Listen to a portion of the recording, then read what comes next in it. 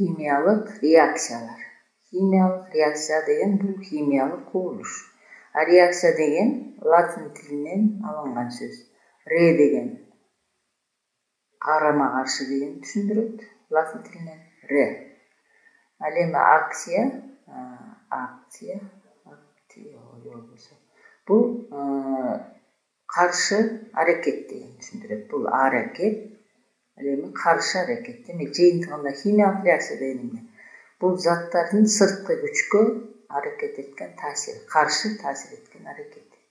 Демек химиялык реакция учурунда заттардын молекуласы бузулат деп жогоруда айтканбыз. Мисалы, мына бул реакцияга чейинки заттар болсо таразада, а таразадан кийинки реакциядан кийинки пайда болгон заттар. Демек реакция учурунда зат жоголбойт, жоктон пайда болбойт деген бизде философиялык термин бар. Бул Ломоносов далилдегендей массанын сакталуу закону деп аталат. Демек, ошондуктан реакция учурунда канча атом болсо, реакциядан кийин да ошончо эле атомдор болот, сакталат. Эми бул жерде биз кандай түшүндүрөбүз? Мисалы, могу жерде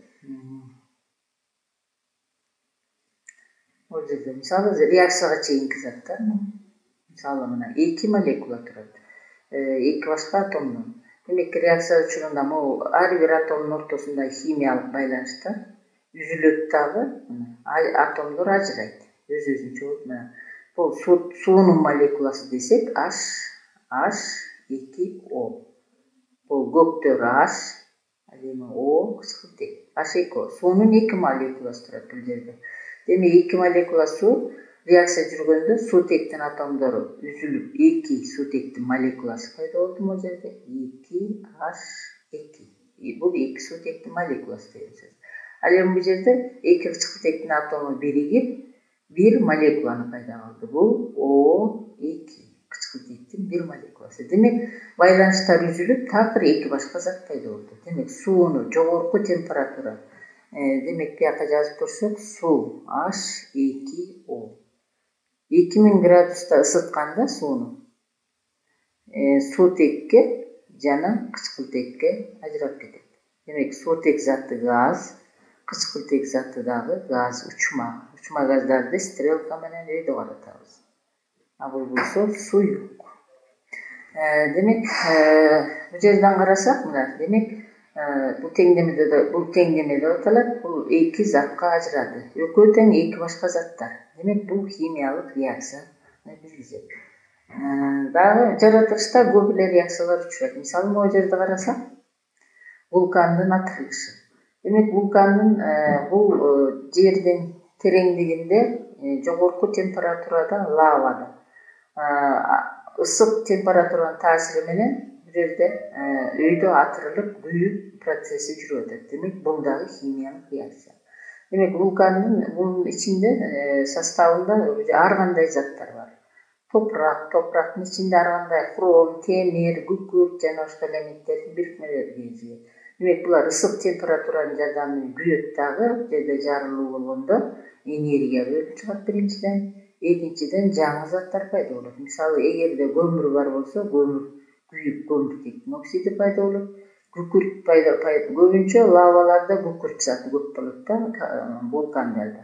А күкүрт күйгөндө күкүрттүн 4 бөлүнтүү оксиди пайда болот. Демек жаңы заттар пайда болду такыр. Бул дагы химиялык реакция болуп эсептелинет. Эми химиялык реакциянын кандай типтери бар? Химиялык реакциянын 4 тиби бар. Кошуп алуу, орун алмашуу, сүрүп чыгаруу жана алмашуу реакциялары.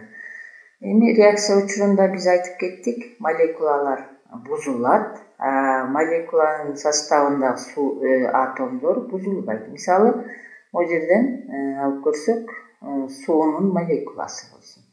Бул суутек көктөрү менен, ал эми бул сары кычкылтек. Демек экөөнүн ортосунда байланыш бар. Мына кычкылтек эквиваленттүү 2 суутек менен байланышкан. Бул жерде химиялык 2 байланыш бар. Демек реакциянын натыйжасында, температура берүүнүн натыйжасында бул байланыштар үзүлөт дагы, суутектин атомдору өзүнчө кетет жана кычкылтектин атомдору дагы өзүнчө кетет.